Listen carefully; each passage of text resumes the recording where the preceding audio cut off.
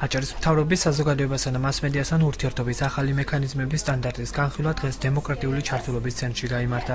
მთავრობის პრეზიდენტმა ორი დოკუმენტი წარმოადგინა, რომელმაც მედიასთან და საზოგადოებასთან ურთიერთობის ძირითადი საკითხები უნდა განსაზღვროს.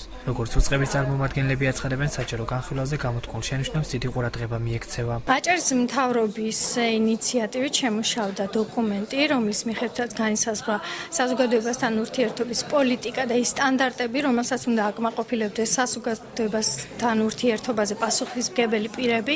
საჭიროება გაჩნდა იქიდან გამომდინარე, რომ ჩვენ ფიქრობთ, საზოგადოებასთან ურთიერთობა, მათთან ეფექტური კომუნიკაცია არ უნდა იყოს დამოკიდებული პიროვნებებზე, არამედ სისტემა უნდა მუშაობდეს გამართულად. დღეს მოხდა ამ დოკუმენტის გაცნობა, განხილვა თქვენთან და მე დარწმუნებული ვარ, რომ აჭარის მთავრობის საზოგადოებასთან ურთიერთობის დეპარტამენტი ძალიან ყურადღებით მოეკიდება იმ რეკომენდაციებს, რომელიც იქნა დღეს გათქმული. შეხვედრას რეგიონში მოქმედი არასამთავრობო ორგანიზაციის წარმომადგენლები, მედია საშუალებების პროდიუსერები და რედაქტორები ესწრებოდნენ. ჟურნალისტების განცხადებით, აჭარის მთავრობის საზოგადოებასთან ურთიერთობის სახელმძღვანელო დოკუმენტის შექმნის პროცესში მედია ჩართული არ ყოფილა. შეხვედრაზე შენიშვნები გამოითქვა აჭარის მთავრობის პრესამსახურის საქმიანობის მიმართ.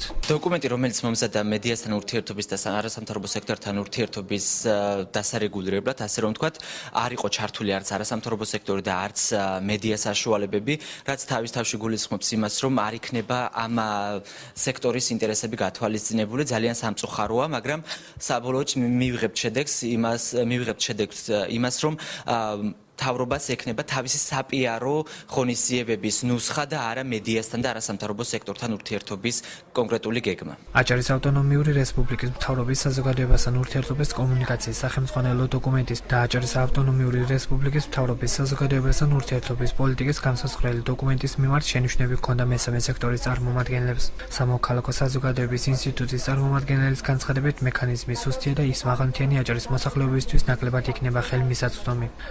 გამჭვირვალობა საქართველოს წარმომადგენელი კი აჭარის მთავრობას ყველაზე დახურულ უწყებად ასახელებს. მექანიზმები, რომელსაც ფიქრობს, რომ მთავრობა განახორციელებს საზოგადოებასთან ურთიერთობის გაუმჯობესებას, მოქალაქეთა კომპონენტების კომპონენტში, მე ვფიქრობ, რომ სუსტია, და მაშინ როდესაც არსებობს მაღალმთიანი აჭარა და სადაც არის ესე ვთქვათ ინტერნეტ ხელმისაწვდომობის პრობლემა, ამავე დროს იგივე ცხელი ხაზის ამუშავების კომპონენტი, მე ვფიქრობ, რომ მთავრობამ უნდა შეიმუშაოს უფრო ეფექტური კომუნიკაციის ველები და გაუმჯობესებას მოქალაქეთა მიღების თუ უშუალოდ პირადად შეხვედრების მექანიზმების გზით. წინაწლებთან შედარებით მე ვფიქრობ, რა თქმა უნდა, ორგანიზაციები გაცილებით უფრო დემოკრატიული პრინციპებით მუშაობენ და უფრო გახსნილებიან. ამის არ აღნიშნვა, რა თქმა უნდა, დანაშაული იქნება.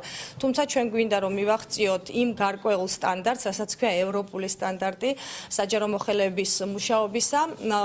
ჩემი პირადი გამოცდილებით მინდა გითხრათ, რომ ყველაზე დახურული ორგანიზაცია მაინც ისევ რჩება აჭარის მთავრობა. აჭარის მთავრობის საზოგადოებასთან ურთიერთობის სახელმძღვანელო და პოლიტიკის განსაზღვრელი დოკუმენტი მთავრობის პრაქტიკაში პირველად შემუშავდა და იგი საჯარო განხილვის შემდეგ ნორმატიულ აქტად დამტკიცდება.